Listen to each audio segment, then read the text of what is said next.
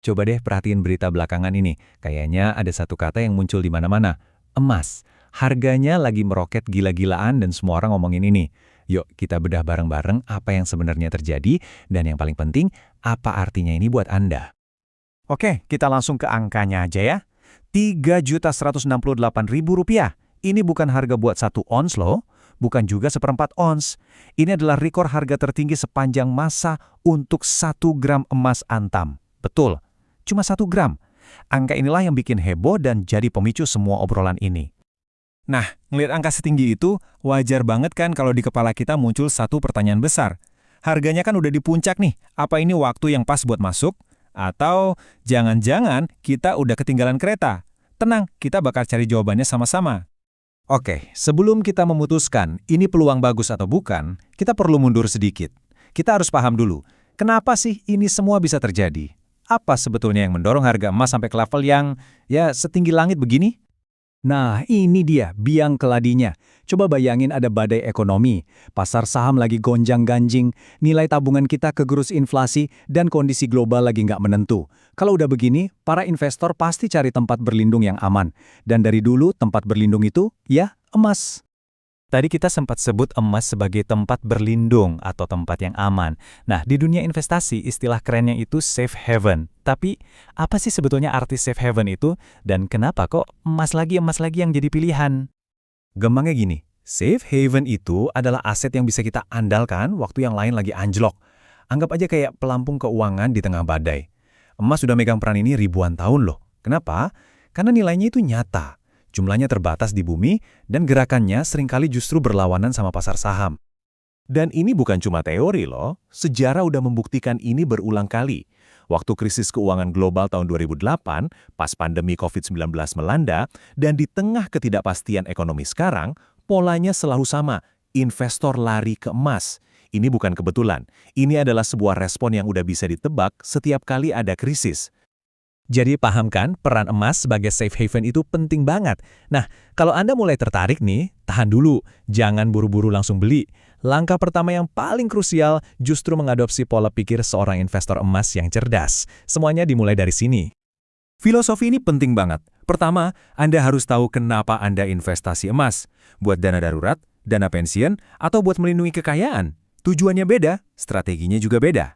Kedua, dan ini yang paling susah, cuekin aja naik turun harga harian. Harga emas itu pasti bergejolak, tapi investor cerdas fokusnya ke tren jangka panjang. Anggap aja emas itu maraton, bukan lari sprint. Terakhir, percayai nilainya. Sejarah udah membuktikan kalau emas itu penyimpan nilai yang tangguh. Oke, mindsetnya udah dapat nih. Sekarang kita ngomongin yang lebih praktis. Gimana sih caranya biar kita benar-benar bisa mulai punya emas? Satu hal penting yang perlu diingat, Anda nggak perlu jadi sultan dulu kok buat mulai investasi emas. Anda bisa mulai bahkan dari 0,5 gram. Ingat ya, kuncinya itu konsistensi, bukan soal seberapa gede modal awal Anda. Terus kenapa sih harus emas fisik? Jawabannya simpel, karena emasnya benar-benar ada di tangan Anda. Nilainya nggak terikat sama janji perusahaan atau gejolak pasar saham. Asetnya nyata, berwujud, dan ada dalam kendali penuh Anda. Jadi, kalau Anda mutusin buat beli emas fisik, ini checklist simpelnya. Mulai dengan jumlah yang bikin Anda nyaman, sekecil apapun itu. Selalu beli dari dealer atau produsen resmi kayak Antam buat jamin keasliannya. Dan yang terakhir, jangan sepelekan soal keamanannya ya. Pikirkan di mana Anda akan menyimpannya dengan aman. Nah, sekarang kita sampai di poin yang krusial banget. Gimana caranya emas ini bisa pas dengan seluruh gambaran keuangan Anda? Seberapa banyak sih porsi yang pas buat emas? Ini dia angka kuncinya. Para ahli umumnya merekomendasikan alokasi emas itu sekitar 10-15% dari total portofolio investasi Anda. Ingat ya, bukan 50% apalagi 100%, tapi porsi yang strategis dan terukur. Penting banget buat diingat, emas itu bukan keseluruhan kapal investasi Anda. Anggap aja emas itu jangkarnya. Perannya adalah sebagai penyeimbang, sebagai pelindung yang menjaga seluruh portofolio Anda tetap stabil waktu badai ekonomi datang.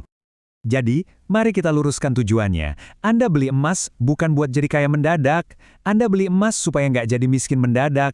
Ini adalah alat pertahanan, bukan alat untuk menyerang. Oke, kita udah bahas semuanya nih. Dari kenapa emas jadi sorotan, gimana cara belinya, sampai berapa porsi idealnya. Sekarang, Yuk kita rangkum semua kepingan puzzle ini dan lihat apa langkah Anda selanjutnya. Kalau ada 4 hal yang wajib Anda ingat dari obrolan kita kali ini dia. 1. Ingat peran emas sebagai pelindung atau safe haven. 2. Utamakan punya emas fisik. 3. Mainkan permainan jangka panjang. Sabar itu kunci. Dan yang terakhir, jaga alokasinya di angka strategis 10-15%. Kita tutup dengan satu pertanyaan buat Anda renungkan. Setelah paham peran emas sebagai pelindung, coba deh sekarang lihat lagi portofolio Anda dan tanyakan ke diri sendiri, apakah saya sudah siap kalau badai ekonomi berikutnya datang? Terima kasih sudah menyimak.